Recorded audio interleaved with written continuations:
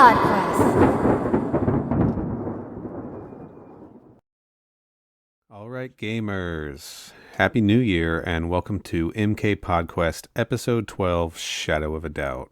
This week, we are joined by Jade and Sonia Stan, Buffy Scholar, Walking Janet Jackson Tribute, and most importantly, our good friend, Brandon. We also had to record this episode in 2 parts thanks to the holidays making scheduling difficult, but we had an absolute blast. Brandon, thanks for coming on the show, and sorry it was such a gross episode to watch.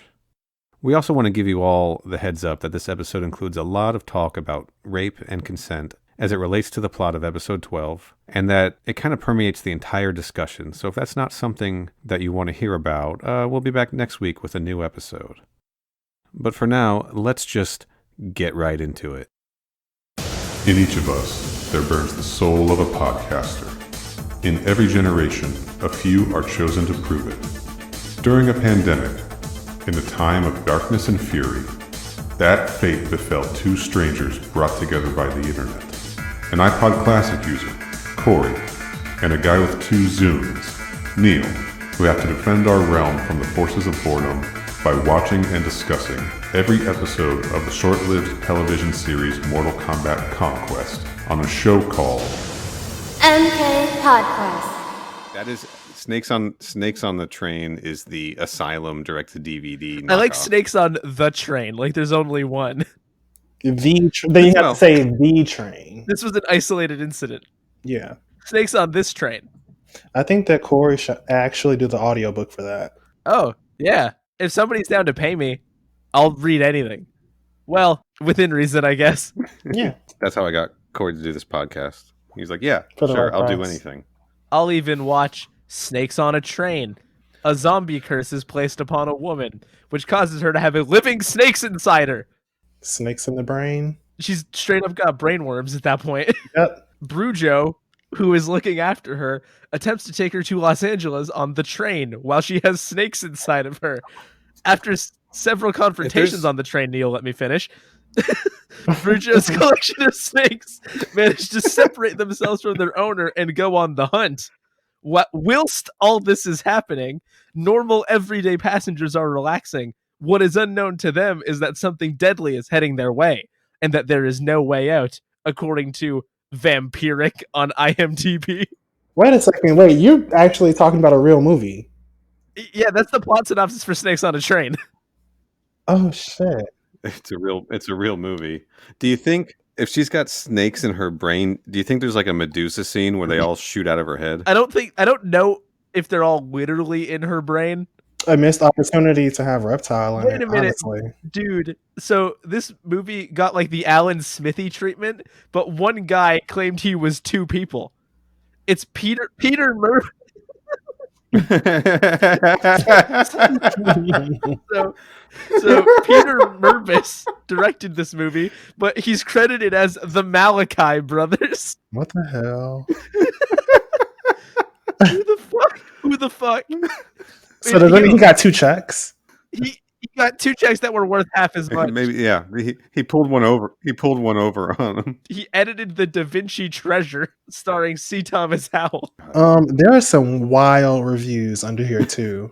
Bro, I love this. But Whoa, he did Past the Door of Darkness, credited as Traxler Mervis. Traxler. What Mortal Kombat DLC is he from? that remind me to ask you a specific question before we go today, since you brought up DLC. Do you want to ask it now? Now, I know what you're wondering. Are we in the podcast yet? The answer is we have no idea. It's about Conquest and DLC. Do we want it? Yes, we do. Who is the one person that you would choose from Conquest? If we can only get one? 100%. If they did Mortal Kombat Conquest DLC, you got to have Vorpax. Hands down. Well, okay, so Now, is this the brown skin woman? yeah, in the green. yes.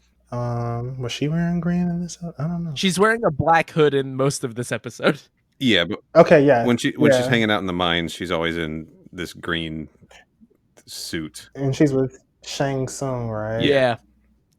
Okay, And yeah, I like And her. she's playing all the angles. Yeah, Yeah, I don't know that's like what her fight style would necessarily be. I do think that given the precedent-setting movie skin DLC, we would need to get a Kung Lao that is based on this Kung Lao. I would not mind that. I also would not mind that. I think they should do a Ciro and a Taja skin, but the Ciro, it should be a skin for Sonya, and Taja should be a skin for Johnny Cage, because I think that's that's fair. what I've decided, that they are ancestors. We need Jeffrey Meek It's Shao Kahn canon. as well. We need Jeffrey Meek, Shao Kahn, Oh, I have a lot to say about him. and Raiden. Ugh. Oh, he's vile. He's a horrible man. He's Ugh. should we get into it? Is this the podcast? Yes. Oh, yes, one it is. one last little thought. We did see Vorpax fight back in the Essence when we met our first Katana. Right. So Yeah. she was doing a lot of like sweeps and low kicks and stuff like that. But I feel like Mortal Kombat's whole thing is, oh, it's a girl, so she kicks a lot. Yeah, it kind of is. I think. Well, yeah, I got nothing. Yeah, you're right. And Vorpax definitely kicked a lot. So Yeah.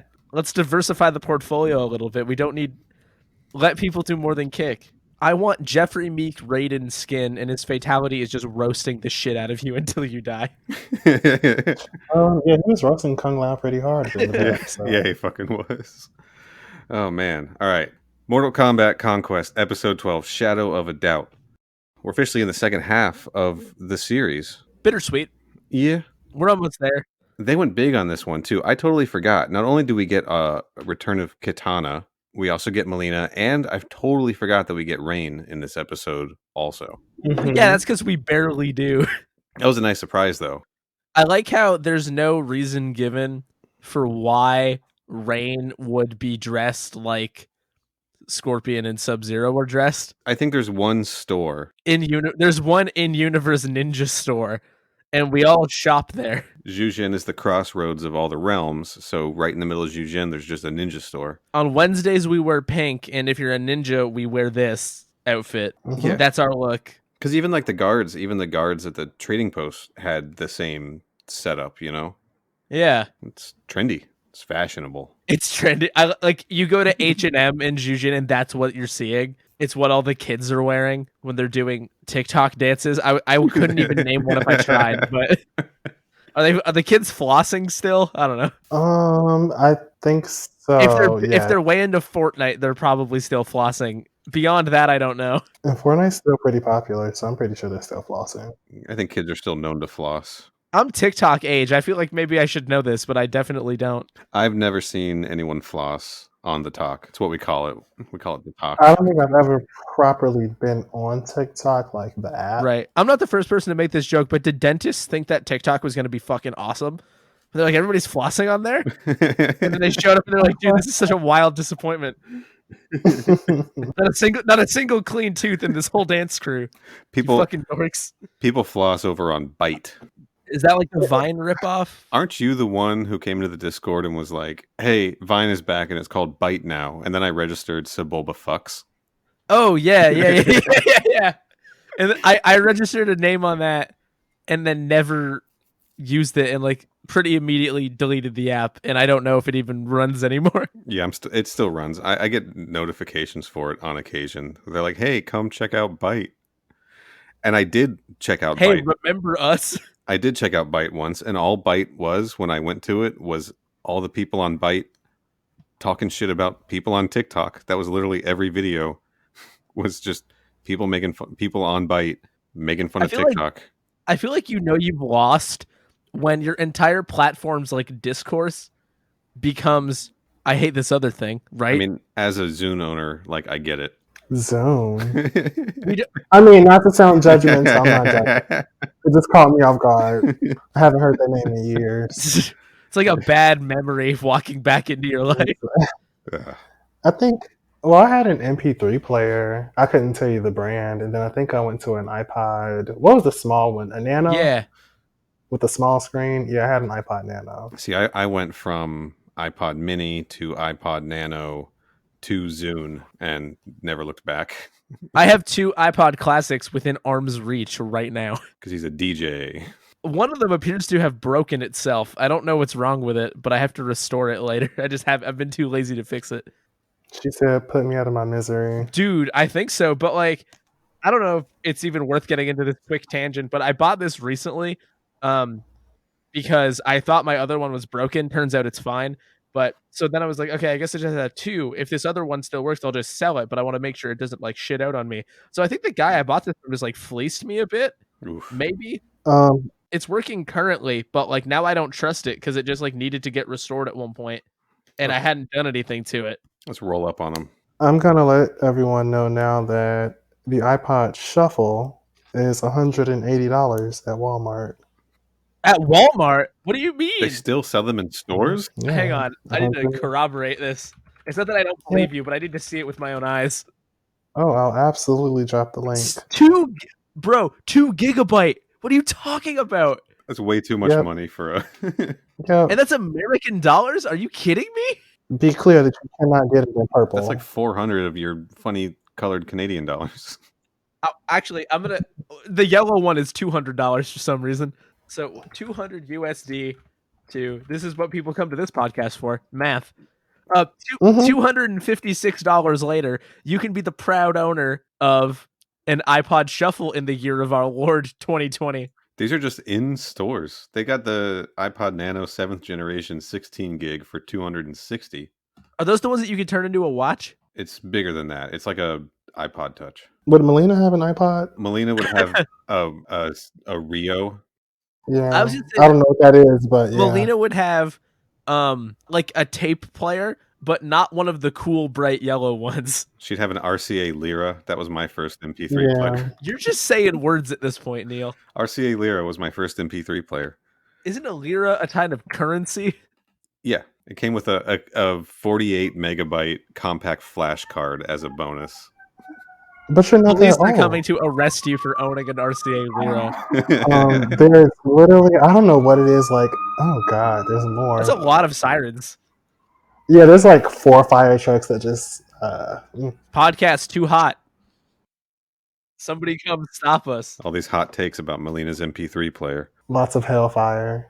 She's either got like some really whack shit, or she exclusively listens to like lossless audio on like a $10,000 studio room. Yeah, Those are the only two options. But like, what is she listening to? What is she listening to? Because like, I couldn't see her being in tune enough to listen to like any popular artist. But I feel like she's not worldly enough to listen to like, I don't know, fucking Brazilian jazz. Right. Like she's not listening to pop because she's too busy being too cool for that. Right. It's a sheer lack of awareness. It's ignorance. It's not Yeah. like, so let me think. What would be a good... You know what? What Melina does is she has an MP3 player and she has her headphones in, but there's absolutely nothing playing. No. It's just loaded with stock music. Like the kind of stuff that you could use on YouTube for free. Yeah, or like shit Exactly. like she makes voice recordings and like listens to them. She's running lines for this audition she has coming up. Oh, perfect segue. Yeah, she's going to play Katana in the next episode of Mortal Kombat Conquest. Yeah. Mm-hmm. Should we get into it? That's the best segue we've ever had, so I hope we get into it. Yeah, let's get into it. You want to, Corey? You want to take us over to the Corey corner? I'd love that. I hope these are with K's. No, Corey. Yeah, because Corey refuses. well, I mean, for the Corey corner, I can make an exception. Okay, I'll rename the sound effect. Welcome to the Corey Corner. So, Shadow of a Doubt, latest episode, and we've got treachery and deceit, which I guess is a pretty standard thing on Mortal Kombat Conquest at this point. Shao Kahn is angry, so he's in his natural state, and he's just leering on Katana and being weird, but it's clear that he's got some sort of plan, and part of that plan requires that he sends her away to Zatera. Careful listeners will know that Zatera is the reptile realm. I'm not going to give any more of an explanation than that. If you don't know what I mean by that, go listen to the Mortal Podcast episode about Reptile. I don't care. And so Katana's out of the picture for a bit, and he brings in who we learn quickly to be Melina, who is someone who has like a prosthetic on to give her like fang teeth and also like big Neanderthal-esque like brow. It's 100% Buffy the Vampire Slayer vampire face. We love impact. We love influence. So everybody who knows what that looks like, it's that. If you don't know what that looks like, Google it and you'll figure it out. So that's Melina, and she is, her usual self. She's like selfish and manipulative and greedy and blah blah blah. Shao Kahn sets it all up and it's like, okay, here's the plan. We're gonna make you look like Katana. I saved her reflection in this magic sword, and we're gonna put that on your face, and you are gonna go to Earth Realm, and you are going to kill Kung Lao for me, and it'll be great. Shang Tsung catches wind of this from Vorpax, and he's like, hold the fucking phone. Absolutely not. He's my only way out of here. Make sure he lives. Do whatever you got to do, Vorpax. I don't care. Fix it. She's like, okay, fine. So Melina gets to Earthrealm and realizes that, hey, being hot and not in jail is pretty cool. And so instead of using her, newfound power and influence to do her job for her shitty boss, what she decides to do is seduce a hot guy and have a bunch of sex and eat a lot of food. And I mean, I get it. That's probably what we all would do. But Taja is immediately pretty suspicious because Katana, aka Melina, is acting pretty weird. She's being cagey, not super forthright, and also Taja keeps walking in on her trying to fuck Kung Lao. And Kung Lao very clearly is not in a position to be like enthusiastically consenting to anything because she's like rubbed him down with these weird oils. So sex oils. I know what you're thinking. Corey, you spent a lot of time talking about like what sounds like teenage antics mostly, but in a fantasy realm. And you're mostly right. Because aside from a run-in with Rain at the beginning and end of the episodes, not a lot happens.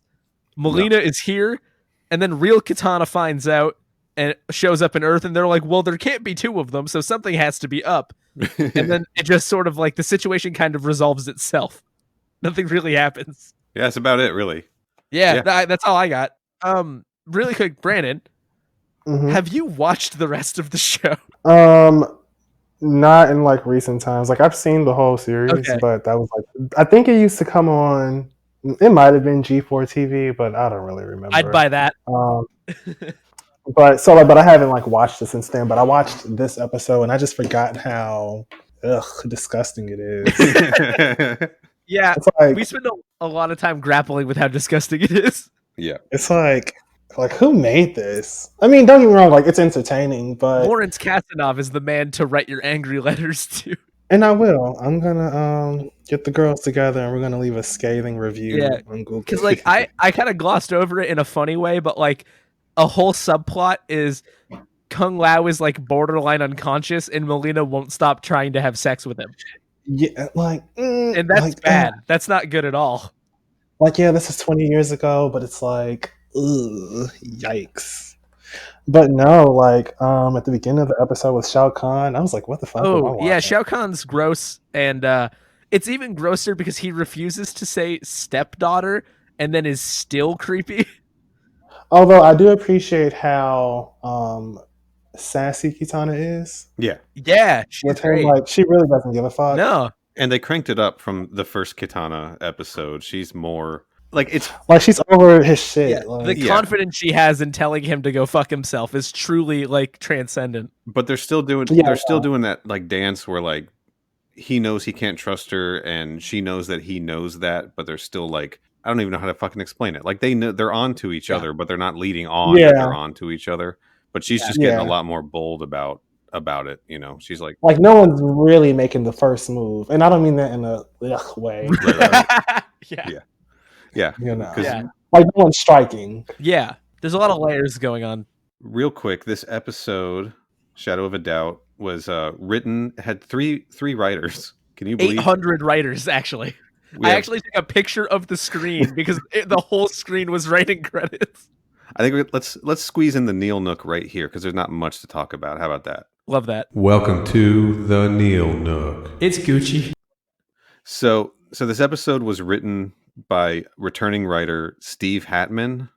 the Hat Man, if you will, and Sean Catherine Derrick, and someone named Nancy Green, who I think this is her only credit on IMDb at all. That's honestly power move. It really is. Yes. She can retire. She's like, I'm fucking done. I did it. I accomplished everything I wanted to accomplish in Hollywood with this one writing credit, and That's I so am out. powerful. I wonder if she's just like a motivational speaker, or like a teacher or some shit. Man. You can do what you want in life. Yeah. So this episode was directed by Peter Ellis. This is his first Mortal Kombat Conquest episode.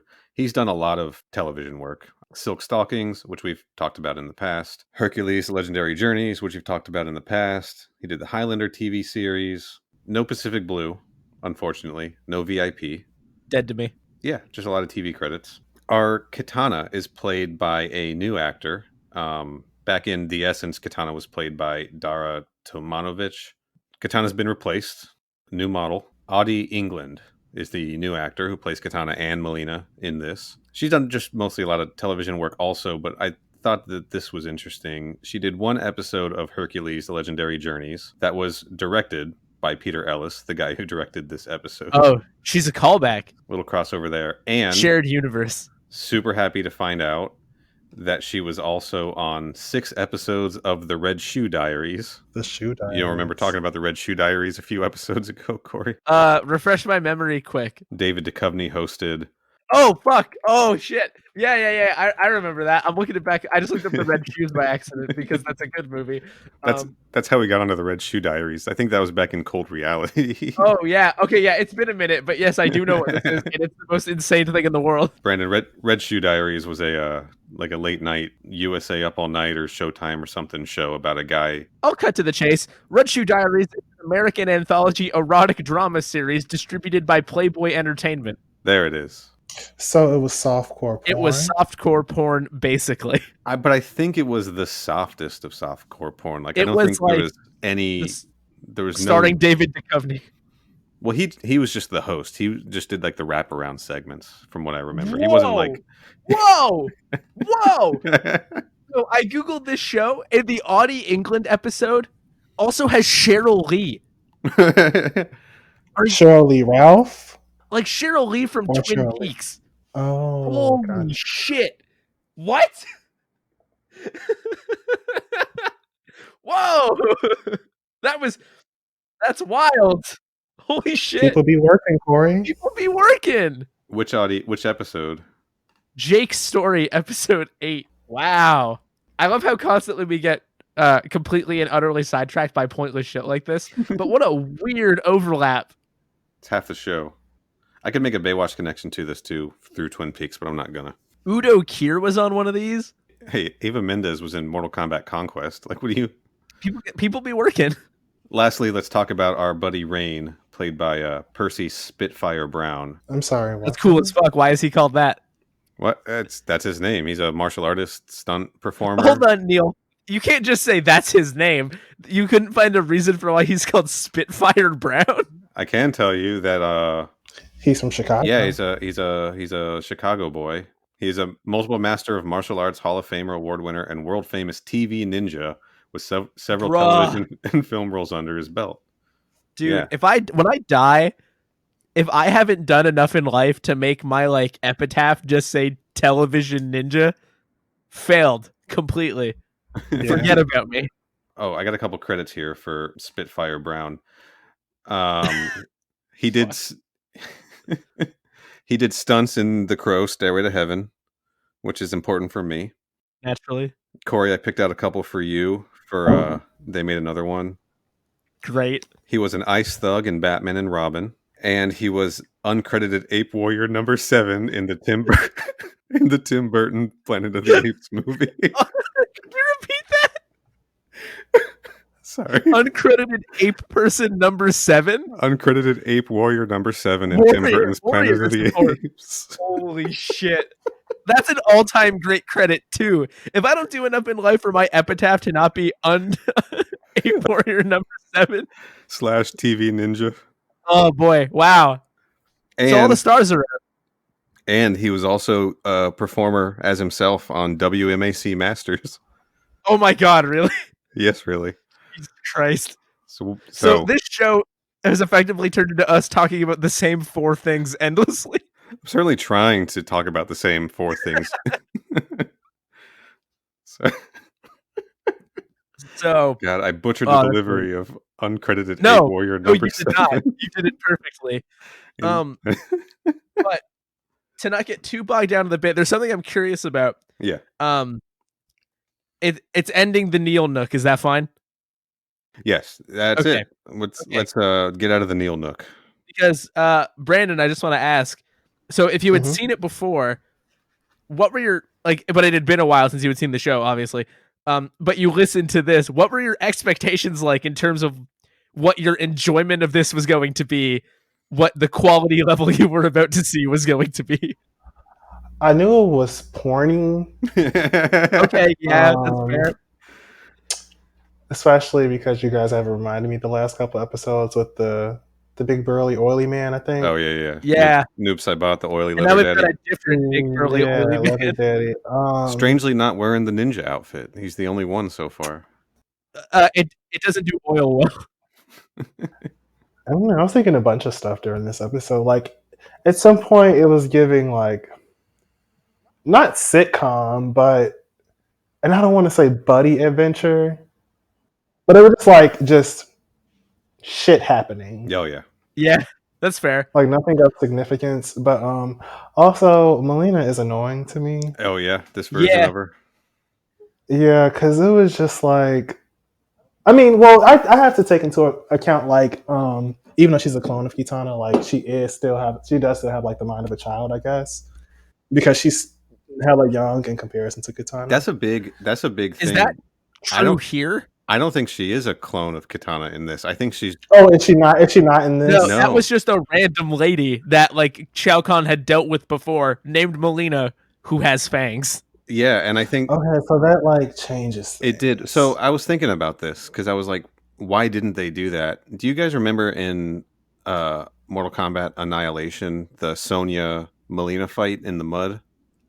We sure do. And doesn't look anything like Princess Kitana in the movie. So there's a lot of inconsistencies with Annihilation. Yeah, but I think that set the precedent that she's not a Kitana clone. And since this is in continuity with that, they were like, well, we can't do that. We already showed Melina and she doesn't look anything like Kitana. So is it safe to say that outside of video game lore that Melina is not a clone? As far as yeah, we, as far as we care, because the canon for us is very specific. Yeah. Is Melina in the new Mortal Kombat movie? I think she is the one that's getting released in April. Yeah, Melina is in it, and I don't think Kitana is listed. It's weird. I was gonna say is the same actress playing Kitana too, but yeah, if she's not in there, then yeah, I think that's one of the weird things. Is like Melina's in it, but Kitana's not. Yeah, I can confirm based on the Wikipedia page. Great that we're getting Natara apparently, but not Kitana. Great. Yeah. Finally, giving the people what they want. I'm not gonna complain. I'm not gonna complain. Natara actually reminds me of. Do you guys remember that one Scooby Doo movie with like the vampire girls? Yes. That's what Natara. I've always associated. Did I answer too fast? Like Neal's laughing really hard. Well, Corey, you and I are around the same age. Like you remember? Yeah, I've been there. I've always associated Natara with those girls. I think I know what you're talking about. I couldn't pull it as quickly as Scooby-Doo and the Legend of the Vampire. Yeah. Yes, and they're like rock stars. I think I've seen bits and pieces of that one. I think more fantasy should have like rock star groups in it. Agreed. For the record, Neal, I'm gonna drop a pic in here for you so you can enjoy this. Appreciate it. Because it's like just good looks across the board. It's basically goth totally spies. Oh, sign me up. Yeah. Oh, amazing.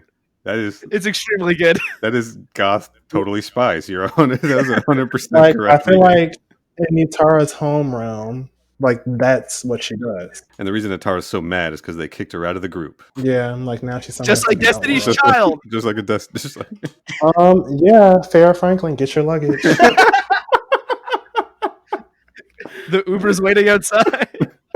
But look who's in the movie now. That's right. What kind of magic do you think is required to make a sword hold a face in it? Like, what the fuck is going on there? Vibranium. Has to be vibranium. Vibranium, yeah. Yeah. He bounced over to Wakanda, got the Wakanda realm, and got that vibranium. Because if you, Let's talk about this. You want to talk about Mortal Kombat? Let's talk about this Rain fight, because I don't know, man. So what? Shao Kahn's sending Rain after Kung Lao to fuck him up, and Kung Lao's walking through Zhuzhen, and somebody left the smoke machines on overnight because it's just cloudy as fucking there, and he gets attacked by Rain. And I don't know, this fight kind of sucked. It was not exciting. It was not as good as fights we've seen in the other episodes. But it's played for, like, two things happen in this fight. The first thing that happens is Kung Lao totally Nancy Kerrigan's Rain in the knee. Yeah, but like it was the back of the knee. I'm like, is this really like the final blow? But that was enough for Rain to be injured. Injured, but not so injured that he cannot flip away at the end. Right, he still flips away at the end, but we're led to believe at the end of this fight, like, he's okay. So Rain also has lightning powers, which is interesting, which is dope, but not correct. Yeah, it's rad, but not correct for the character. And he misses Kung Lao with the lightning, but Kung Lao's still like on the ground, and we're led to believe that he got so beat to shit in this fight that he's going to be in bed for a few days. We have definitely seen Kung Lao take bigger ass kickings in other episodes than this. Yeah, that very much seemed out of convenience for the plot that they wanted to do. Yeah. Because, Kung Lao's done quite a bit more, with quite a bit more people involved and taken way more of a shit kicking than that. Like, and I'm also still just kind of peeved that it seemed like a weird waste of a cool character like Rain, of a cool character. Yeah. I know that like the show is really busy already with characters. Even if there were potentially going to be multiple seasons, like that's a lot to juggle. Yeah. But even then, then just don't make it Rain, just make it a guy. Make it Doug. Like, I don't care who it is. Like, or bring back, it could have been Sub-Zero. It could have been, somebody that we've seen before, like reappearing as a secondary villain, right? Make it that weird, the weird hooded guy from the fuck, what is it? Shit. I don't even know. I can't remember. Damn it. Never mind. Make it the guy who ran the bocce ball game or whatever. Yeah, make it that guy. Taj's boyfriend. Make it Taj's boyfriend. Yeah. Who we never heard about again. The only thing I could think of during that fight was there's like a lot of like lightning flashing. Yeah. But the strobe effects. There's never any rain. No. And at first I was like, well, there are times in real life where like a lot of lightning is in the sky, but it hasn't rained yet. But then another fight popped up where it was like a lot of lightning in the sky. Oh yeah. But there was still no rain. Yeah, when Rain fights Zero at the end, it's the same. Yeah, they were like they were fighting in a club. So yeah, I don't know. I didn't buy that this fight like kicked Kung Lao's ass so much. It would have made more sense if he had gotten hit with the lightning. Like, I would have believed that would have fucked him up for a few days, Yeah. Yeah. But then I remembered Raiden has shot him with lightning on a few times. Raiden literally shot him with lightning. Yeah. So like, I don't know. It just felt inconsistent and kind of disappointing. But he's got Kung Lao on the ropes. Kung Lao's apparently dying from this fight, and Taja and Zero show up, and Rain just like boogies out of there. It's a weird opening too, because it just sort of happens. Yeah. And then like Taja and Zero come out, and they're like, "It's happening again." Kung Lao's getting his ass kicked by mysterious ninjas. Like, time to spring into action, gang. And it's like, what are we doing? Yeah, and we're gonna show up, and the ninja's gonna run off, and then Zero's gonna chase him, just like Sub-Zero in Cold Reality, and just like it's happened a few times, hasn't it? Yeah, no, it happens a lot. And then Zero is always like, "I'm out of here," and he just like sprints away, like, "I'm gonna get him. I'm gonna prove my shitty dad." Yeah, fight. He's still fucking in his feelings about his dad. All right, he's sad about his brother that died last week. Still, no, he's over it. He's over it. Brandon, I don't think you heard that one because that episode's not out yet. But last week we met Zero's brother briefly because he was summarily murdered. He's working. Zero's brother's working. What's his name? Jiro. Jiro. Or Zero. It could be Zero. Kassar. Working for Scorpion. Yeah. It's not a bad name. It's a Mortal Kombat ass name. It's Mortal Kombat as fuck. All right, anyway, so next morning, what happens? Zero comes back into the trading post. He's out of breath like he's been running the entire fucking night, apparently. Mm-hmm. He got off the treadmill and walked on set. Yeah. Yeah. He was just doing laps around the stage before he. Yeah, he comes in and he's telling Taja, he's like, "Oh, I lost the ninja in the woods, but I came back. I wanted to make sure he didn't double back to finish the job." And they're both like, Kung Lao's real fucked up. He's going to be out for a couple days. Really a bummer that Kung Lao's he really does just fucking lay in bed this entire episode, doesn't he? Yep. And just Gets rubbed on by a lady mhm. and complains. Yeah, and it's not fun. Sounds like it would be fun, but it's not fun. Well, and Kung Lao can be charismatic, so it's kind of lame to see him in this like quote unquote weakened state, and also for that to be caused by something that probably shouldn't have, based on what we understand about Kung Lao as a dude. I'm just, the more I talk about it, the more disappointed I am in this episode. All right, let's get more disappointed. So then back in Outworld, Shao Kahn is talking to Katana and he's sending her to Zatera, which is the reptile realm. This was a weird instance of Shao Kahn just being gross and creepy. He says the reptiles of Zatera need some stroking. Yeah, he does. Fucking weirdo. And then he's sending her there as an emissary, and then he's like taunting her with this big shiny weapon sword and like making her look at her reflection in it. I don't know what magic this is. It doesn't make any fucking sense. It was kind of, I don't know, almost clever, you know? Like you can tell when they crack that, they're like, "Oh, he's gonna do some magic. He's gonna steal a reflection and put it on Melina's face." They were fucking patting themselves on the back hard in that writer's room. Yeah. You know? To be a production assistant, like having to deal with that. Just bringing in the coffee orders and you're just like, "Ugh, Can't wait till the shit is over. magic mirrors." They've had that posted. They've had that magic mirror posted note up since we first met Katana. So then Katana exits, and they immediately drag Melina in, and she's acting crazy. She looks like a vampire. of Buffy the Vampire Slayer fashion. The only vampires that matter, the Buffy vampires. Absolutely. Corey's never watched it. Yeah, I know. You're not the first person to gasp like that when hearing that I haven't seen that. You say my government name and you haven't watched Buffy? My government. Fucking, that's like strike 6. Oh shit. Yeah, so he drags Melina in, and he's like, "Hey, look at this fucking weapon. Now you're pretty. You look like Katana. And if you go kill Kung Lao, I'll let you stay this way." Right? And that's all she wants. She just wants to be beautiful, I guess. She just wants and to look... like respected, because I'm assuming she's probably pretty like cast aside on account of what she looks like. Yeah, but that's really weird because there's a lot of weird looking people in Mortal Kombat in general.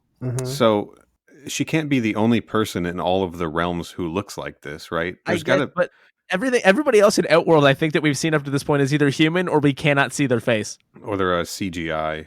I don't like that. I just implied that she doesn't look like a human. That's not what I meant to say at all. Okay, yeah. All right. R.I.P. your mentions again. Yeah, what I meant is like that. I don't even know. There's no way to adequately explain what I meant. I know you guys get it, but it doesn't sound right. Yeah. That was not the goal. No. Someone just said CGI, and I'm gonna just put a little tidbit that the exterior shots look like Nintendo 64 graphics, and I appreciate that. Hell yeah. You get a Same here. reuse of the Goro shot. We love them. We love the CGI establishing shots. They're fucking brilliant. They look like they look like the Mortal Kombat Deception Conquest mode loading screens. Yes, very much that. Yeah. I'm totally here for it. And yeah, so right after Melina gets her mission to go kill Kung Lao to stay pretty, we cut to the cobalt mines, and we get that Goro establishing shot again, that Shokan establishing shot. Little different this time because we hear him growl. Yeah. Yeah, that's all. That's the only difference. We hear him growl. There's more Goro in this episode. Did you catch it? No. We'll get there. You guys are gonna have to go back and look for it.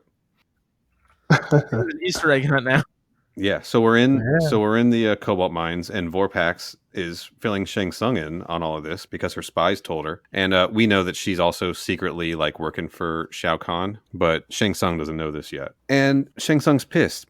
He's so wishy-washy, and he flip-flops all the time on his Kung Lao shit because sometimes he just wants Kung Lao dead, but right now he doesn't want Kung Lao to get killed by Melina because he needs to be the one who kills him. Because otherwise he's got nothing to offer the Emperor to get his freedom or whatever. Like his plan changes episode to episode. Yeah, he's adapting. He's flexible. And yeah, I feel like there was probably a way to do this where Shang Tsung could have been a little bit more involved, because I don't like that he's slowly becoming like orders guy.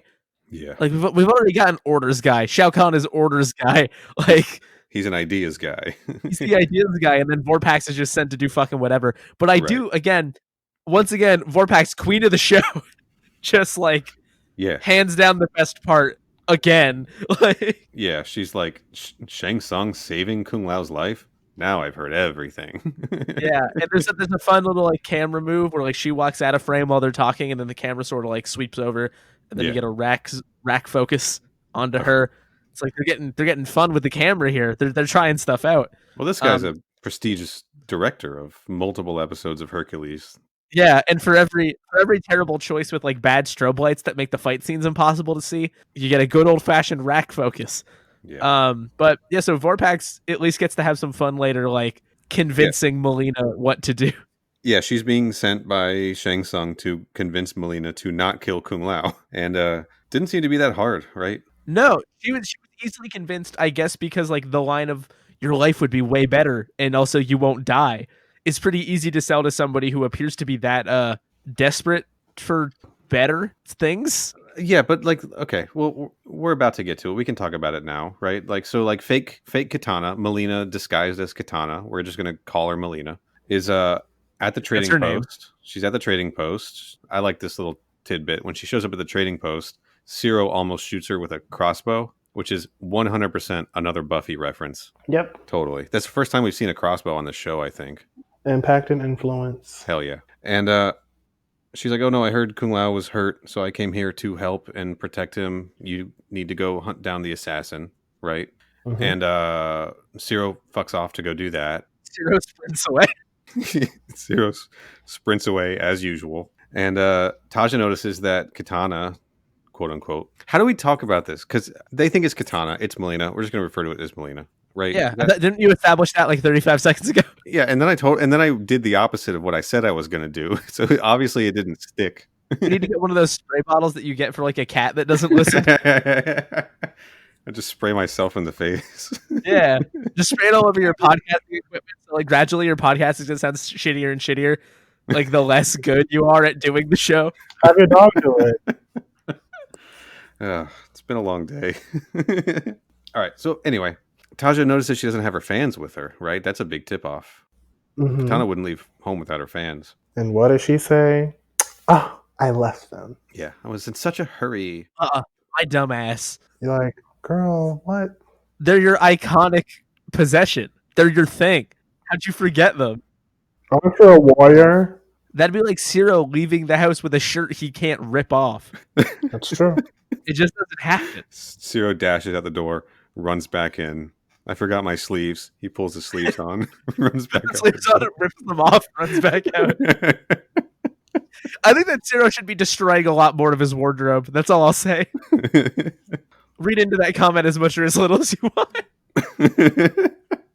Well, they needed, she needed to get him out of the house because obviously he would have been the one who wanted to stay by Kung Lao's bedside, right? She certainly does. Yeah. Anyway, so Melina goes up to see Kung Lao, and Kung Lao's like so happy to see her because he thinks it's Katana, and he's like, I've been thinking about you a lot. And she's like, oh, well, I'm here. I've been thinking about you too. Check these out. I brought all these special healing oils, and they're going to help you. I stopped by. I went on extremerestraints.com and I got some wild shit. Use promo code MKPodquest for dude. That's the dream. Oh God, if only. Are they still sponsoring podcasts? I don't know. They used to sponsor every podcast. Maybe you can get a Lover's Lane. They sound nice. That sounds quaint. I'm gonna Lover's Lane. There's some dirty shit in there. I'll send out some emails to Adam and Eve and Lover's Lane and Extreme Restraints. See if we can get the ad hook up. Like, we think this is right up your alley. Are you a gross, oily leather daddy? Do you want to look like the people in the background B-roll shots of Zhu Zhen?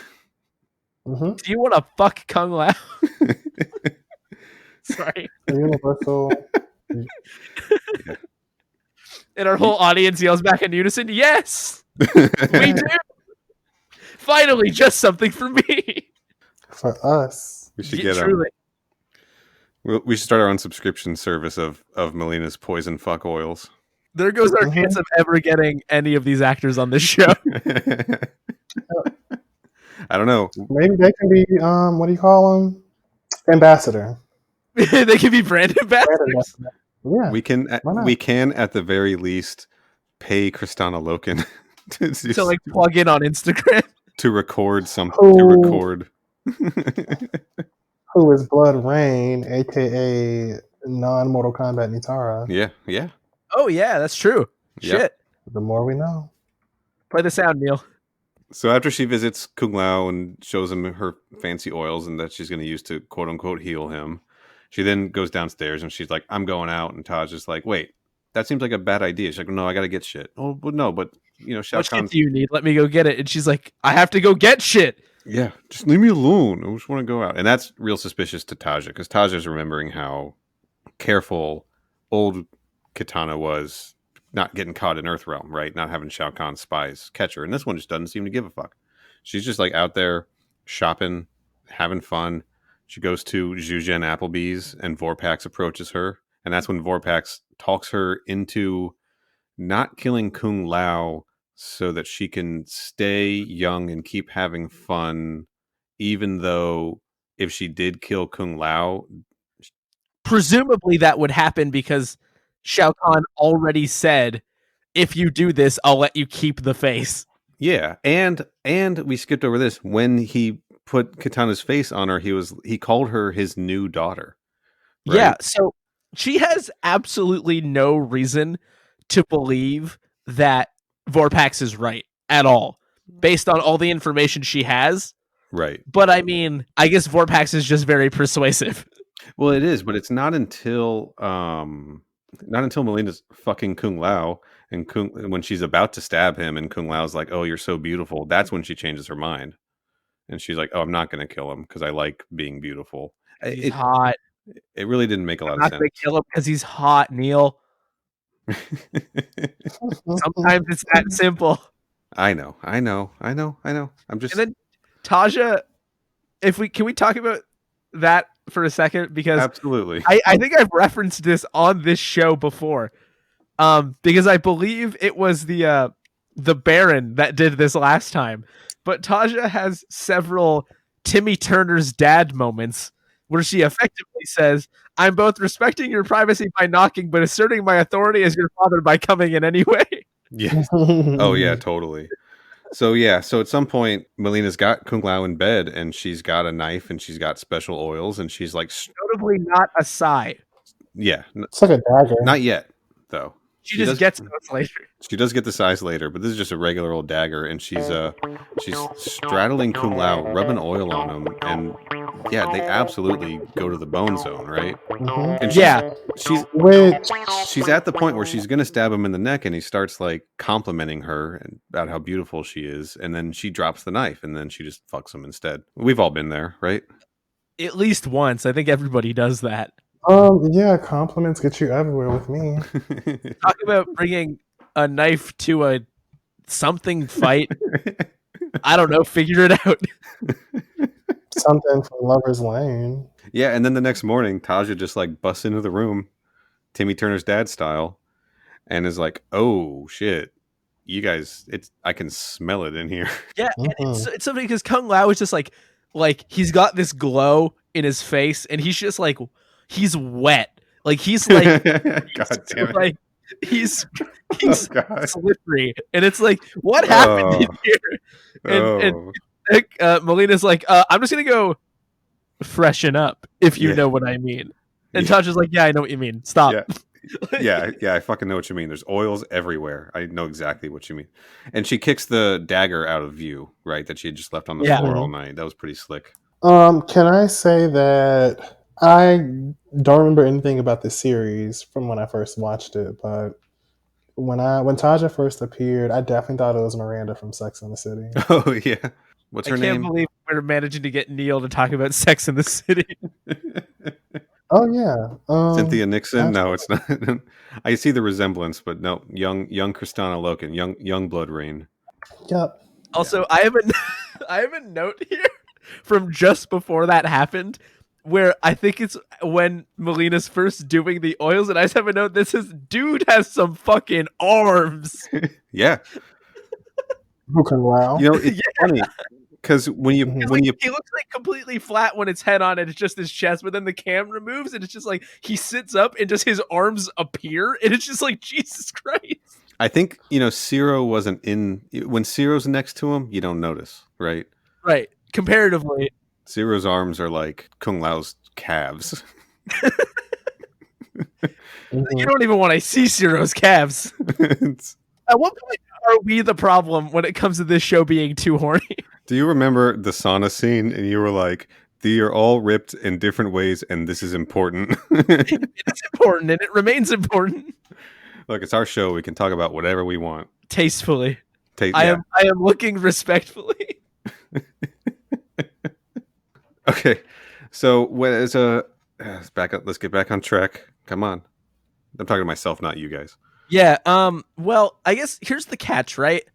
That just happens like 2 more times. It does. Oh no. Oh fuck. Melina's trying to leave to go freshen up, and Taja like follows her out, and she's like, are you sure it's a good idea to be like Here, just openly in Earthrealm. rocking the Casbah when he's trying to heal? Like he should be healing. And she's like, oh, I did relax him, right? And then the magic wears off, and her mouth goes all fangy again, Yeah. right?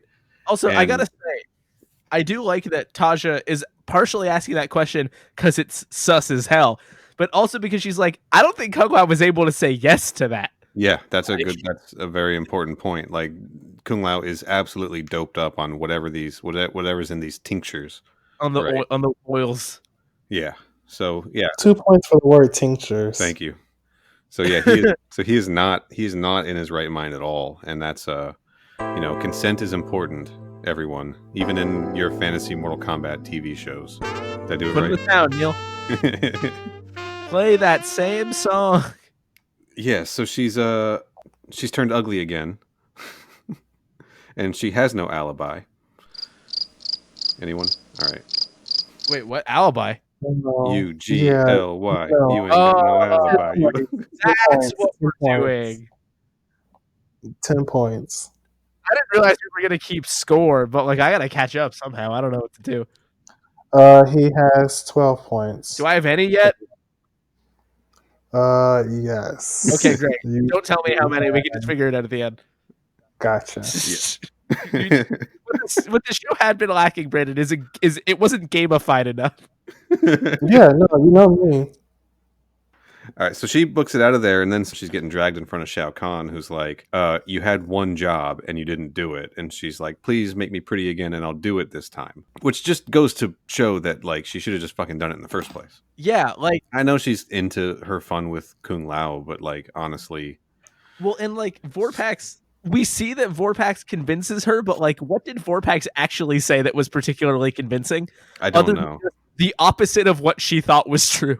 I'm kind of wondering if Vorpax has like a secret power, To like convince people to do shit. because like she's definitely kept Shang Tsung from killing her multiple times. She's gotten Shao Kahn to like accept her as a spy.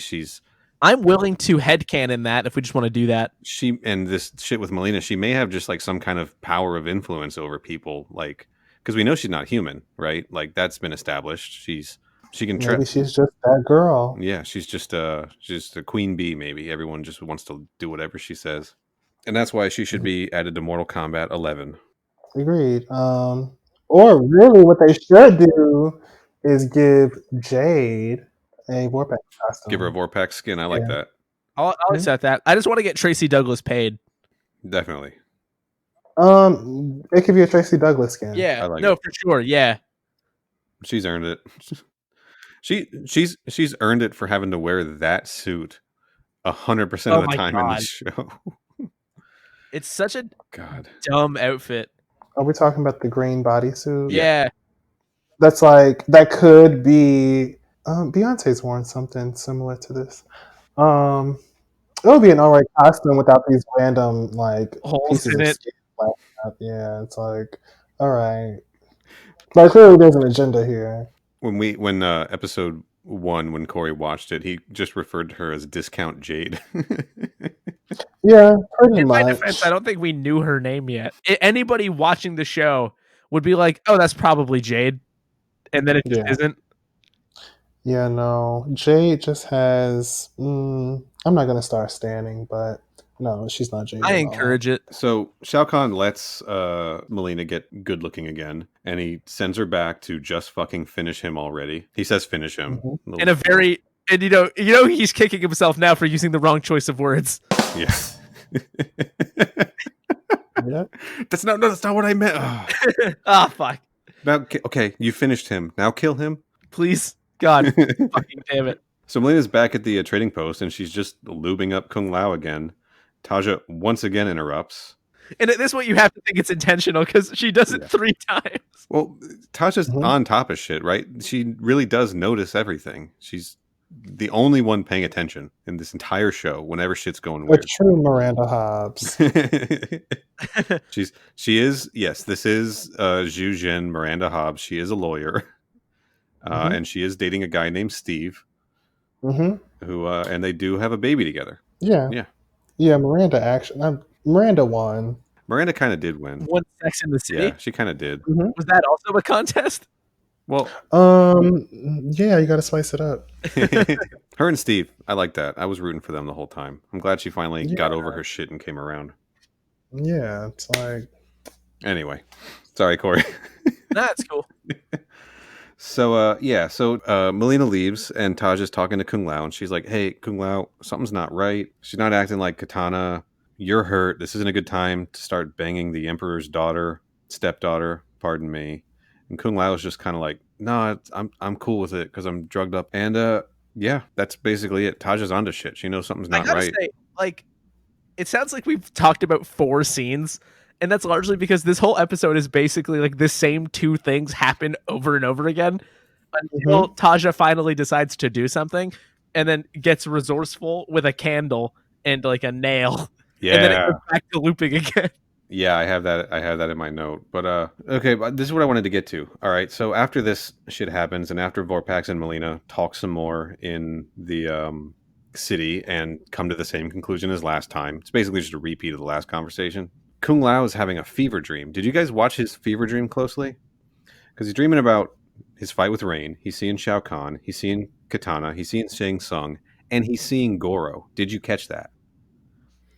I don't know why I haven't seen Goro this entire episode. 100% Goro. He's seeing his fight with Goro that he's going to have in the future in this fever dream. You don't ever see 4 arms, but it's the head shape and the ponytail, and the arms that you do see look the same as the puppet, and it Looks doesn't. like the puppet from Puppet Master. The puppet from the movie. God damn it, Corey! We're not talking about. I just watched Puppet Master like a month ago. It'd be pretty cool if it were, though. Just watched that movie. Sorry, I just found the frame. Can we stop the podcast for a second? Because this looks like a cheap Halloween costume.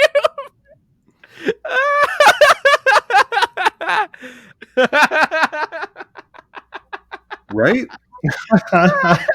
Is that Goro? Allegedly. That's absolutely supposed to be Goro. But, like, look at how weird the eyes. Oh, yeah. Look, and then like he's just wearing like gloves on his hands. Yeah, but that's Goro hands. That's Goro. I'm gonna tweet this so people can see it. Absolutely. Holy shit.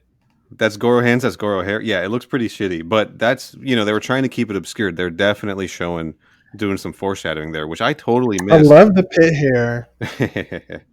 Yeah, We get a second shot of him, but it's still only 2 arms. Oh, we get a third shot. It's still very much 2 arms. but that's fucking Goro. That is.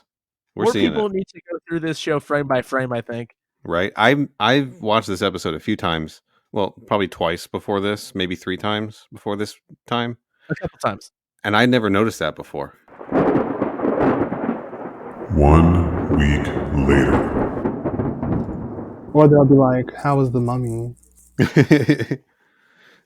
I just hit record. So, If we'll the have first plenty to line work isn't with. "How was the mummy?" then we're fucking up. Yeah. It actually was. It was at least the second line. But if we don't keep it in, we're fucking up. all right. Context free. Yep. So do we address it? I personally think we address it because I don't remember any shit All right. anymore, and I think it will Okay. be funnier to address it than not address it. Yeah. Okay. That's my personal stance. So we are picking up this recording about a full week later from the first, about a full week after the first half. We went over on time and we had to hit pause and weren't able to reschedule until now. So Because we like a challenge. Mm-hmm. I haven't rewatched the episode or even listened No. back to what we already recorded. Nope. No. Nope. What about Who's got you? time for that? Are you kidding me? What about you, Brandon? I have not actually. It was Christmas.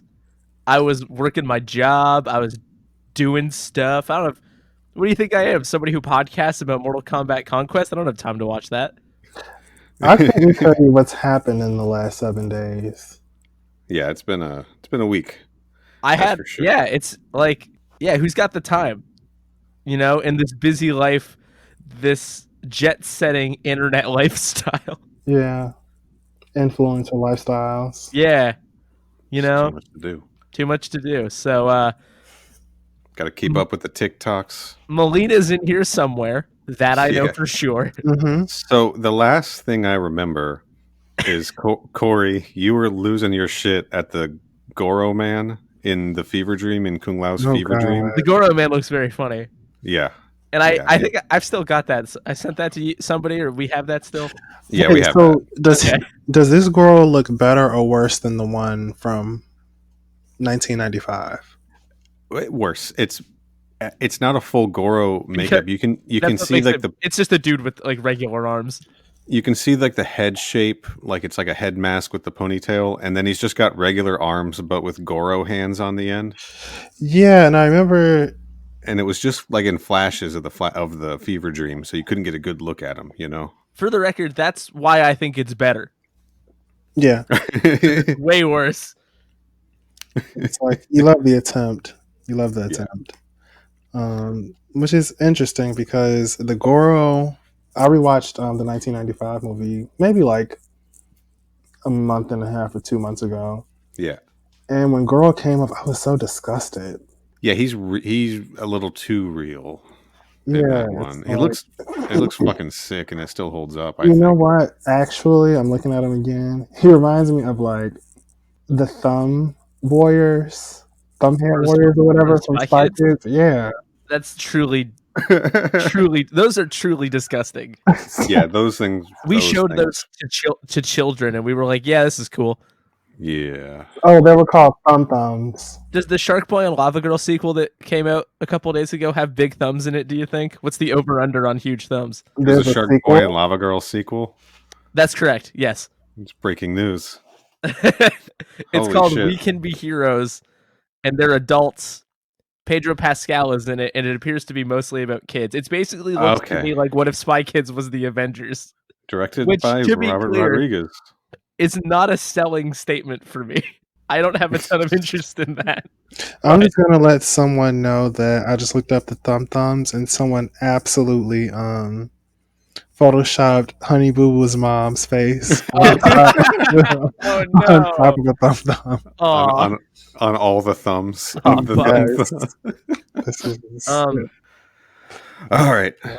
Anyway, should we talk about? I was gonna say, should we talk about Mortal Kombat? Should we talk about?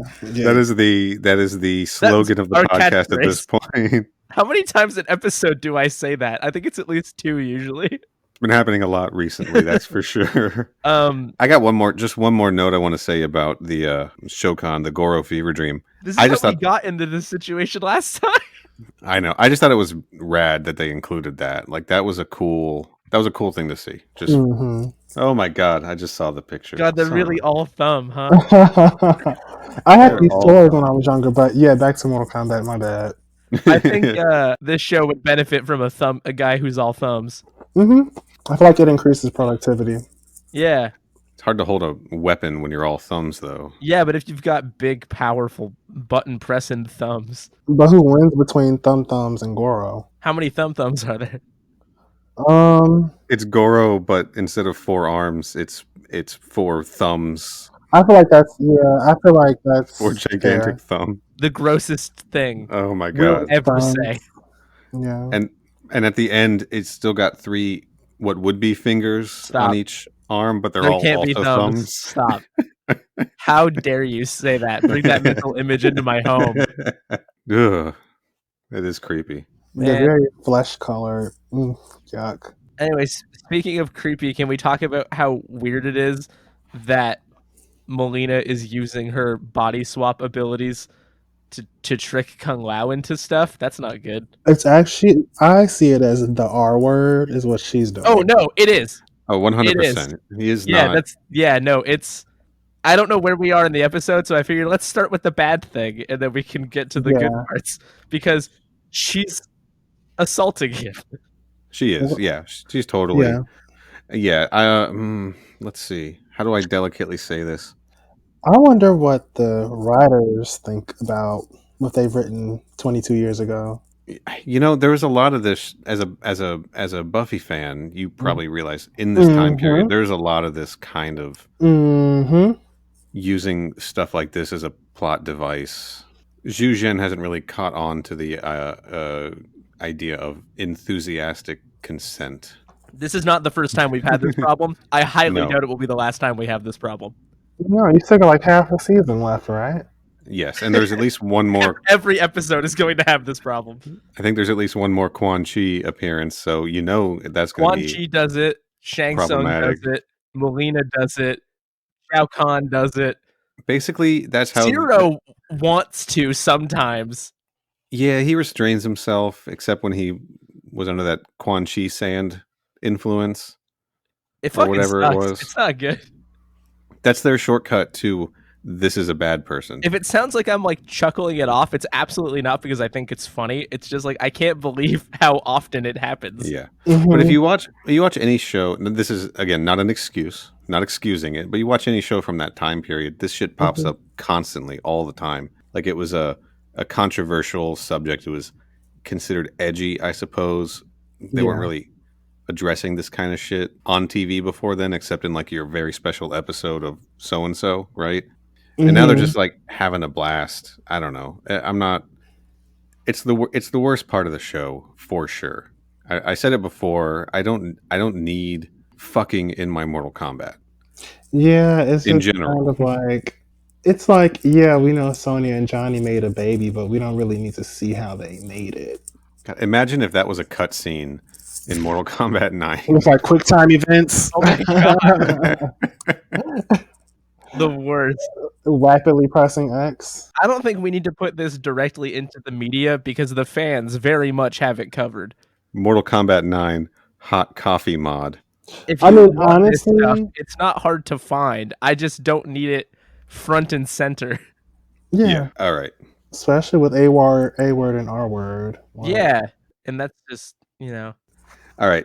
So I do know where we left off last time. We left off right before Taja was about to do some thief shit for once. Taja is Miss Scarlet lookalike, right?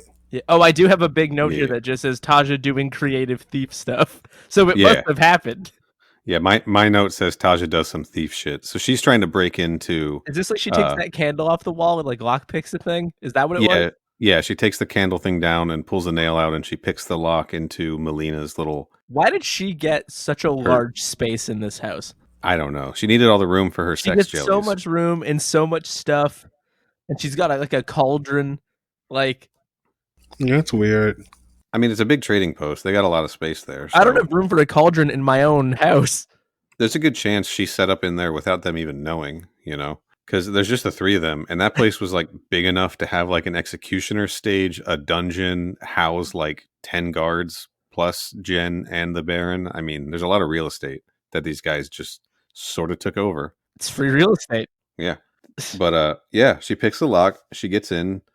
And she's checking out all the oils. And I thought this was pretty slick. She spills one all over her hands or something, right? And she was like smelling it. She thought it was like a perfume or like something nice.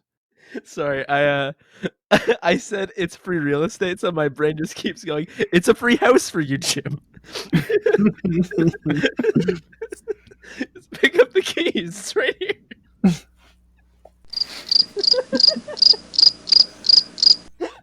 Sorry. This is why it takes 2 hours to record. You know, I love that. I really appreciate the fact that Corey can make himself laugh like hysterically. I appreciate that in him. Remembering a joke. And just like falling out. Those are the best. You're really seeing behind the curtain here about what a fucking mess this show is until it gets edited. You know, I feel honored. So Taja's fucking around in Melina's little storeroom closet.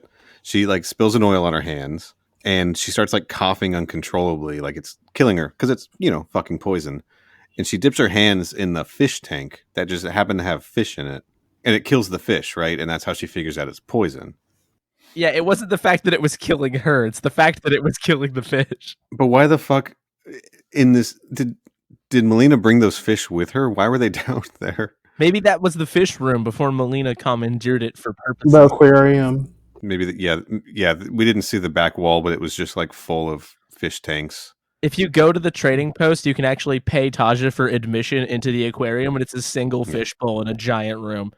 Or the Baron was like the Baron was like a fish guy, you know. He had betas because he thought it was cool that if you put two of them in separate bowls next to each other, they would just mean mug each other until one of them died. Yeah, that sounds like some shit the Baron would do. Also, he probably had a shark, right? I feel like the Baron, who notably isn't in this episode and hasn't been in the show for some time consistently, in terms of relative importance of this conversation, is the kind of dude that burned ants with a magnifying glass like well into his 30s. Oh, 100%. Yeah. He probably used to go out on the streets and just like pay Zhuzhen bums to fight each other for his amusement. So funny that you bring that up. That's like, oh my god, childhood trauma just hit me. Oops. So I was in 8th grade and this girl was like, hey, you know how like in the TV shows how they'll put like a magnifying glass on like an ant and it'll burn them? I was like, yeah. She was like, do you think that's a myth? I was like, I don't know. I've never tried to do that because I'm not a psychopath. Right. So she was like, let me see your hand. And I didn't know that she had a magnifying glass behind her back. Oh, shit. And I was like, okay. And so she just held it over. And I was like, no, I don't feel anything. Needless to say, that was 13 years ago, and I now have a mark on my hand. Damn. Wow. That definitely happened to me when I was young, too. I never burned ants. We definitely, when we figured it out, lit a lot of oak leaves on fire on the driveway. I don't think I've ever done this. I've never done that either. Do you guys want to talk about Mortal Kombat Conquest now? Absolutely. Yeah. All right, so. Thought you'd never ask. So she busts into Kung Lao's room, and Melina's up there, and she's like, hey, Kung Lao, Melina's trying to kill you. These are poisons. I killed the fish with this poison. And Kung Lao's like, nah, it's cool. It doesn't hurt. Absolutely faded, is he not? Is he not just like blasted? And he's just like, nah, man, it's totally fine. He's like, nah, whatever. Yeah, I'm good. And then what he's doing is vibing. That's the definition of vibing. Yeah. He's vibing. No camera phones, just vibes. Right. That man's never seen a Motorola Razr in his life, and he's better for it than we are. His whole excuse, he was like, well, but she's touching the oils and putting them all over me, and it's not hurting her, right? And then Taja's like, well, maybe she's not human. I'm thinking, like, no shit, you guys know she's a Denian. She's from another dimension or a vampire from a different realm. Like, of course she's not fucking human, you dummy. I just have a note here, just to sort of wrap up Kung Lao's whole purpose in a lot of these episodes. Kung Lao remains the king of being baited.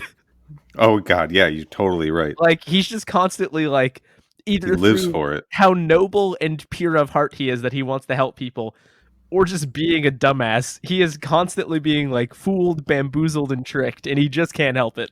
He always gets the short end of the stick. I can't think of one episode where he hasn't been, right?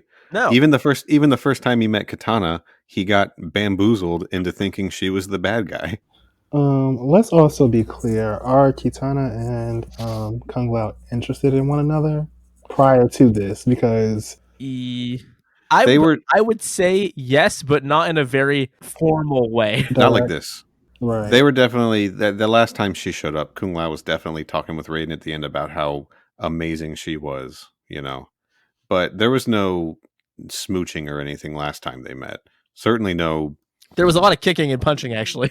Yeah. So where's Liu Kang in all of this? He's not born yet. He's not alive. We're 500 years in the past. Oh, is this the Great Kung Lao? Yeah.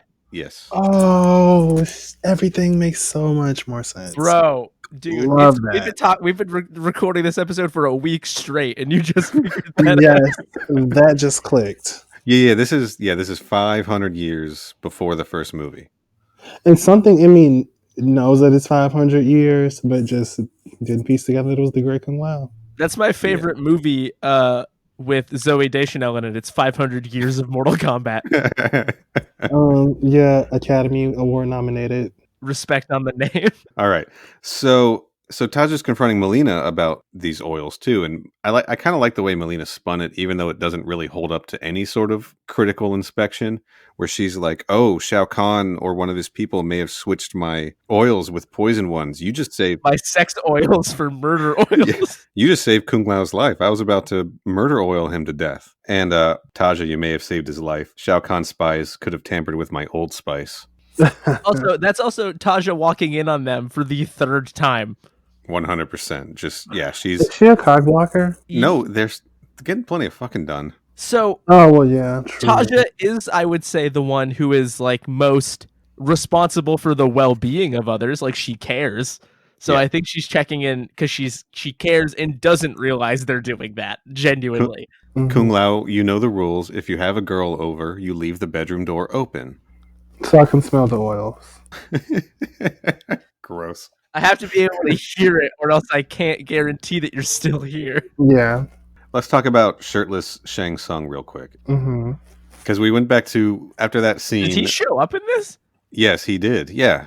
I don't have any Yeah. notes about that man. This is his big scene in this episode. Vorpax is reporting back to him in the cobalt mines, and he's just standing there shirtless. I mean, that's good. The audience isn't upset. Look at that fucking guy. You kidding me? But my notes are really letting me down here because I don't have notes about shirtless Bruce Locke. I do just have a note that says, "How are they going to film this?" What does that mean? What was that about? That you're thinking of the upcoming fight scene. We're almost there. I might be. I don't know what it's about. You 100% are, because what Vorpax, she fills him in, and Shang Tsung's like, oh, we got to kill Melina before she kills Kung Lao because she's going to go through with it, right? Like, she's at the point. Melina's at the. She's going to ruin it for everybody. She's going to go ahead and go through with the thing so she can stay looking not like a vampire. The word is hot, Neal. Okay. Actually, you know what? That joke can go away. No, we're leaving that in because I know you haven't watched it, but Brandon and I can confirm that there are plenty of hot vampires in Buffy the Vampire Slayer, at least. Absolutely. Shall I name them off? Yes, I would love that. Oh my god. No, I'm not going to do that, you guys. Don't put me on the spot. You asked Spike, for Angel, this. Darla, Drusilla, the Master. Oh god, not the master. Here's the thing. I'm going to go out on a limb here and say most vampires are hot. Also, Yeah. Melina's not a vampire, but I grew up on Twilight vampires, man. That's what I got. I don't want to hear that come from you ever again. We're just glittery as hell. Speaking of questionable everything, but also just everyone's just outrageously hot, and I was like 13. No judgment. I read those books. I'll admit it on tape. I don't care. I was a child. What's a child? Twilight was published in 2005. Okay, I was 10. I didn't read that shit when it came out. I don't know what I was reading when I was 10. Actually, no, I was more so reading manga when I was 10. The only thing I want to talk about in direct relation to Twilight is the baseball scene, and we do not have the time to get into that. We definitely can on the side. That shit fucking rules. This is the best game of baseball ever played. Sorry, these books, based on the covers alone, look like pieces of shit. They are. Yeah, I was going to Yeah, say that. spoilers. They're bad, but they're bad. I was going to say, I do have a little note that, like, Melina's story, I mean, not even in just this series, but, like, in Mortal Kombat in general, like, yeah, it's kind of tragic. Like, she really just wants acceptance. Oh, it's bad, yeah. Like, But it's she just wants to not be marginalized. Right, but, like, I mean, don't get me wrong, like, she's still a clown and does, like, she does clown shit, but you almost feel for because it's Her like, personality sucks, but I can deeply sympathize with not wanting to be just like wildly disrespected constantly for no meaningful yeah, reason. no, I mentioned this on the last half of the recording. There's no way she's the only person in all the fucking realms who looks like this, right? Like, you gotta be cute She to might be the only somebody. one who's a clown. it's pretty unbelievable to think that, nope, there's just one person like this. I kind of wonder if she was supposed to just be full Tarkatan So, and unhappy with does it. Baraka show up in this at all? Baraka shows up in Mortal Kombat Annihilation. We see some Tarkatans in that. Right, but And he doesn't show up in Conquest. no, there's a little bit of similarity, I want to say, certainly in the mouth, in the teeth, right? Mm-hmm. So I'm wondering if Melina is just a Tarkatan who, like, doesn't like it or something. I don't really know. You know, she certainly doesn't have knife arms, but Yeah. they should have just gone full Tarkatan with her. Yeah, may as well. Or just been a vampire. Or just made her a vampire, because vampires exist in Mortal Kombat, right? Yeah, because we have the HBIC Nitara. Can I guess what that means? Go for it, Corey. I'm gonna take a guess, and then I'm prepared to get laughed at if it's wrong. Is that hot bitch in charge? I like. Well, I'm gonna start using that. Yeah. You said that, and I was like, I don't know what that means. It might mean this. No, that's a great interpretation, but it means head bitch in charge. You know what? Pretty close. Yes. Yeah, you know what? Apples Apples and pears. and different apples, Like but still apples. Granny Smith apples, unlike golden apples. You know what has a lot of apples in it? Mortal Kombat Conquest. Let's talk about Yeah, it. those damn markets. All right. So Shang Tsung is nervous, right? He doesn't want Melina to go through with killing Kung Lao, so now he's decided he's got to get Melina killed before before she accomplishes her mission. Vorpax is then like, I'll do it. I'll fucking kill her. Mm-hmm. And Shang Tsung is like, no, that's not going to be good, because Shao Kahn is going to be super pissed off if you kill his assassin, and that's going to come back on us like hard. But I do have one other card to play, and I'm just going to spoil the card right now. Shang Tsung ends up reaching out to Kitana, of all people, to tip her off that there's trouble here in Earthrealm. Mm-hmm. And we're about to find out what goes on with that, because now we've got Zero, who has been tracking Rain since last week when we started recording this. Oh yeah, remember Rain? And he's finally caught up to Rain, and they're having a fight in some ruin somewhere under a fucking strobe light. Oh, so that's why this note that I have says not enjoying this lighting effect. Yeah, it was wild. It was like epileptic, seizure inducing. Was it like lightning was cool, though. stuff? It must have been lightning stuff. I think that was the implication, since they gave Rain lightning powers in this. The I think ability that's what they were going for. For my mind to completely forget what happened is unbelievable. That strobe light effect was actually, now that I think about it, it was really of the time. Did Buffy do that? Yes, actually, when they went to the bronze. It looks sick. I'm here for it.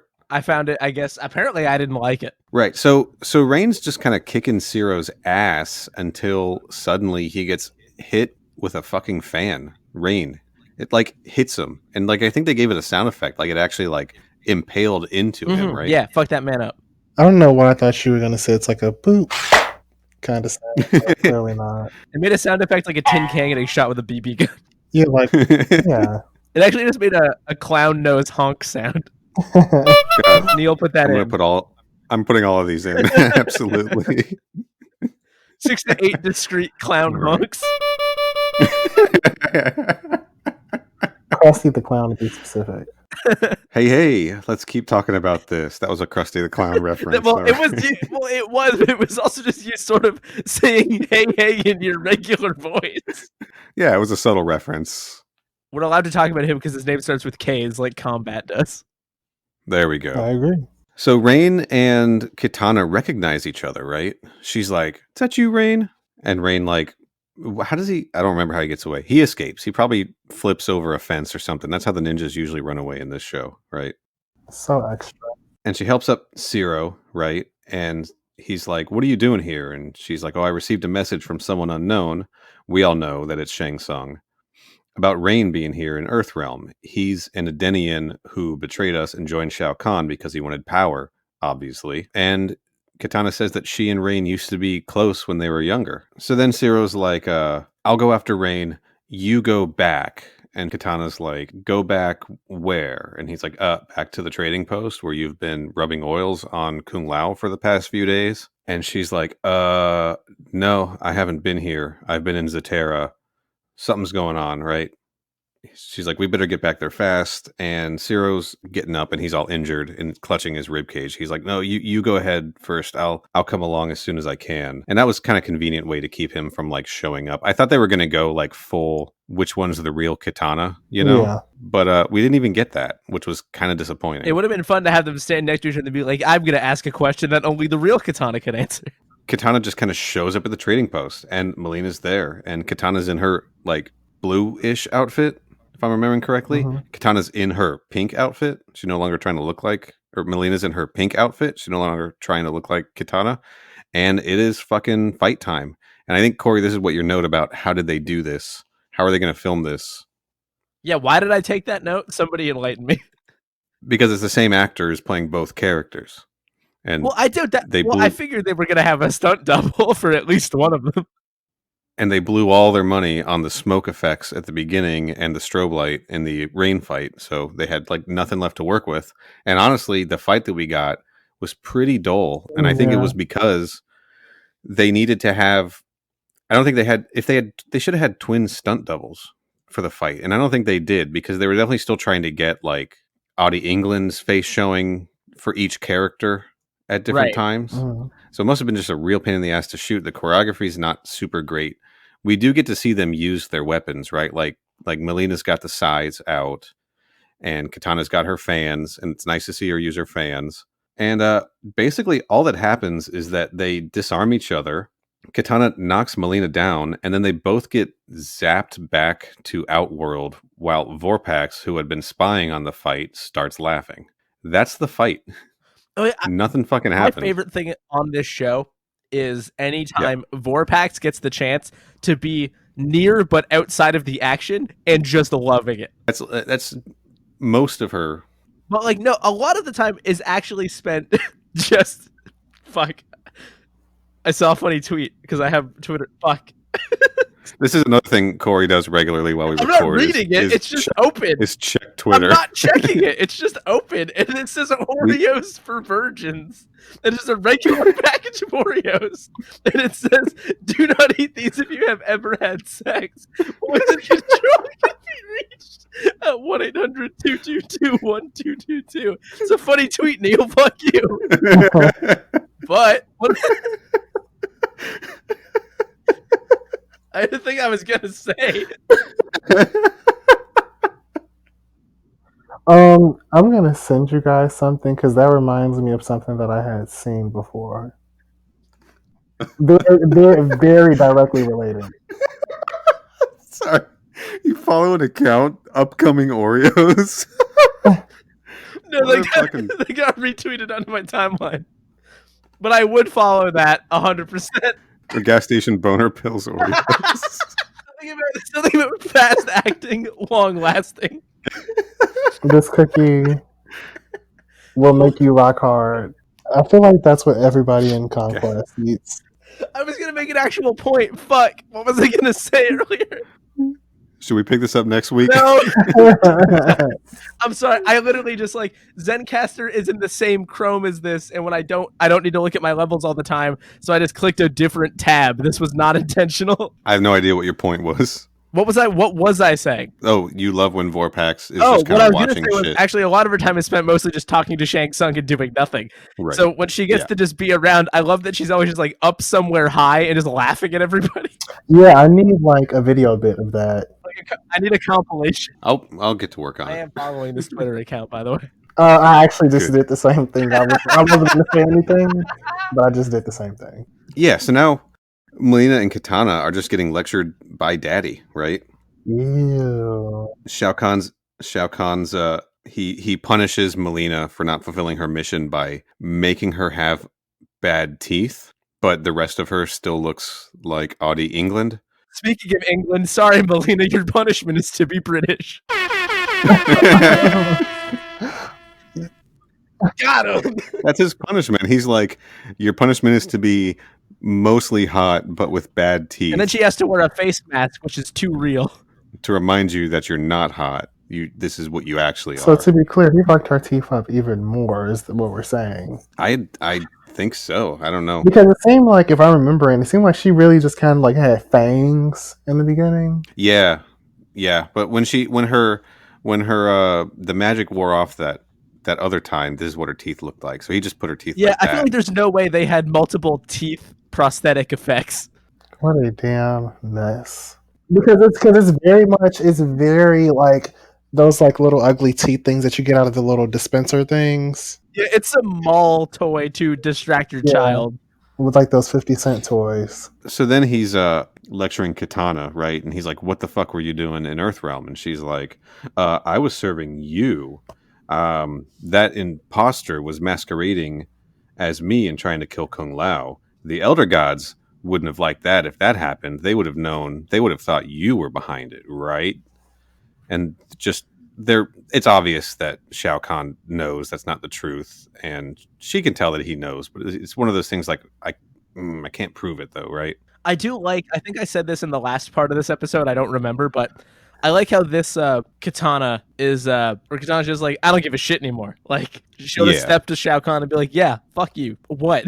Like, what are you gonna do about it? You know, I do like that she's caught on, or she never really bought into the fact that he was like her real dad or the good guy, like how they sort of portray it in the video games, at least in Mortal Kombat 9, where, you know, she's all gung-ho supporting Shao Kahn until she meets Liu Kang, and Liu Kang like talks her out of it. Yeah. I like that in this universe she's like aware of this, and she's never been like fully on the Shao Kahn side. Only one more thing happens in this episode, and it's Raiden popping in to check on Kung Lao, who has recovered more now because he's no longer being poisoned. I'd like to take umbrage with Raiden's bullshit again. Can I do that? Yeah. So Go for Raiden is like, hell of a weekend, am I right? Yeah. Kung Lao's like, dude, fuck off. And Raiden's like, what? Seems like you had a pretty good time with somebody, am I right? I was like, dude, fuck off. I don't want to talk about it.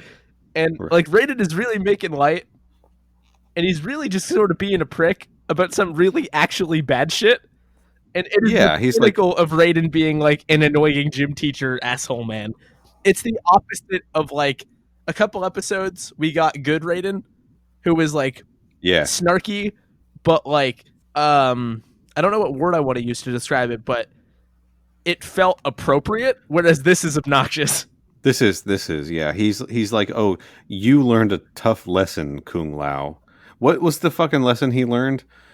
He got his ass kicked and then got poisoned for 2 days. Like what? Don't get assaulted when it's completely out of your bodily control. Like, what was the lesson here? The lesson is don't have sex until you're married. And he's just being a shithead, and I don't like it. Right. He describes Melina as she had fangs and a bulging forehead and lizard skin. So he's really going after her looks. First of all, lame, but like he's laying it on so hard, and it's like, dude, fucking stop. Like, that's enough.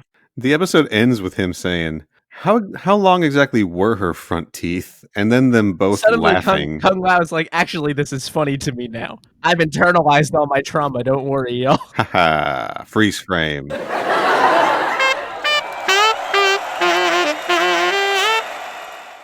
Anyway, I'm pretty sure we succeeded in talking about this episode, I think. Who's to say? We did. We got there. If this is good, tell us, and if it's bad, don't tell us. Yeah. Yep. That same rules as always. If this is good, rate us 5 stars. If you don't like it, rate us 5 stars and then leave. Rate us 5 stars anyway, but leave us alone. Yeah, we have no desire to learn and how to make this show better. This was fun. I liked this. This was good. The episode I could take or leave. Yeah, it was a little for introducing a character like Melina, it was obvious that they were going to go with like a mistaken identity situation with her, because that's what Melina is for, right? But I wish it wasn't she's poisoning Kung Lao while she fucks him for a weekend plot. And then Taja is just like, well, this is bad, over and over again, and can't seem to do anything about it. Melina's just a mischievous bad girl. Yeah. Kung Lao already has a mistress in the city that we met a few episodes ago. Who apparently we never meet again, but there is somebody who it is clear he has had interactions with. Kung Lao's got a black book with full of She was pretty excited to see him. booty calls. Is Lindsay Lohan in that black book? I don't know where to go with I don't know that. what that means. Sorry. I see. Oh, well, I guess at this point now we've all made some sort of joke that didn't really hit this episode. Oh, that's like 90% of the show is, under the auspices of a rewatch podcast, we're trying to be comedians and it's not working. Gotcha. Brandon, you're going to get the crickets on that one. That's an honor. Oh, Honor and a privilege. thank you so much. I feel like Halle Berry when she accepted her Best Actress. Brandon, what do you think? What did you think of the episode overall? Not a great one, was it? No, it was really stinky. It was gross. I was very uncomfortable for most of the episode. I feel like I wish we could have given you a better introduction to this show because it's not usually this weird in a way that sucks. Okay. I was getting there, Neal. I think it was really perverted. I think that even though it was of the times, I think it was written in poor taste. I think that had this season or series not been longer, like it would have been much worse had, if it was only like 10 episodes in the season or something like that. Because at least I can watch the next episode and hope that my palate is cleansed. Right. Yeah. I didn't mean to like rip into them like that, actually. Yeah, we rip into it all the time. It's part of the... Yeah, it's part of, like, you kind of have to. No, this was fucking awful. But, Yeah, you can be honest with us. We won't be offended. It's not our show. We've just decided to hitch our entire identities to it for some reason. We love trashy shit. What can I say? Yeah, I live for mess. I'll still take a bad episode of Mortal Kombat Conquest over a lot of other shit any day of the week. Because at the end of the day, it's Mortal Kombat. Exactly, yeah. And, when they deliver the game shit, like having Rain pop up, that was a nice surprise I had totally forgotten about. Sure, he didn't get to do much, but...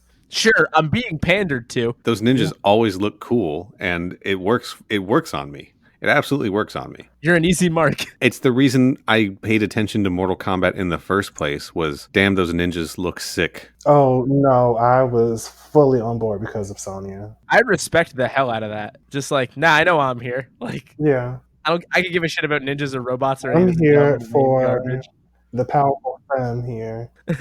When you see Raiden, Scorpion, and Goro drawn on the cover of GamePro magazine in 1992, like I was fully in just looking at that. So give me that shit. And in this episode, we got Raiden, Goro, and Purple Scorpion. So, I'm fine with it. Yeah, I agree. It was not the best showcase of what this show is like when it's at its best. Mm-hmm. That is kind of unfortunate. You're 100% right. And I do think that pulling the focus off of Kung Lao for an episode probably did make it suffer a little bit. Like, we spent so much time with Melina, a brand new character to the show, that it just, I don't know, it wasn't enough to carry it, right? Yeah. All right, I think it's time that we wrap this shit up and teleport back to Outworld before our teeth get bad. If I look like a Buffy the Vampire Slayer vampire, I'm okay with that. Before we get out of here, Brandon, do you have anything you want to plug? Do you want to plug your, do you have Cash App? Maybe people will pay you. I'm like, who the fuck is this? Let's see, what's my Cash App name? Someone's gonna dox me and kill me if I put my Cash App name in here. Yeah, I don't even know if that's a thing, right? I didn't make that up. I don't know. I'm afraid of the killer. If I'm gonna plug anything, I'm gonna say that if you're listening to this, you should go on Amazon or I don't know, that man is evil. That's true. Go on eBay, look up Catwoman 2004 Blu-ray, and click buy. That's BUY, by the way. Like, you have to purchase it. Yeah, I think it's a staple. It's an Academy Award nominated masterpiece that should be in everybody's film collection if you like good movies.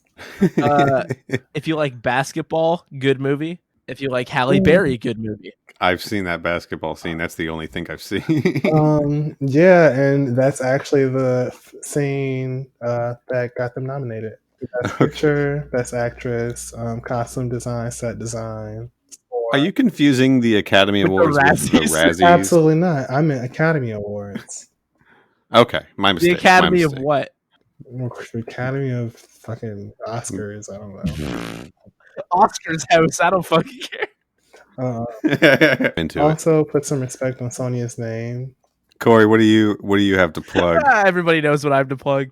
What do you have to plug aside from at upcoming Oreos on At Twitter? upcoming Oreos on Twitter. Oh my god.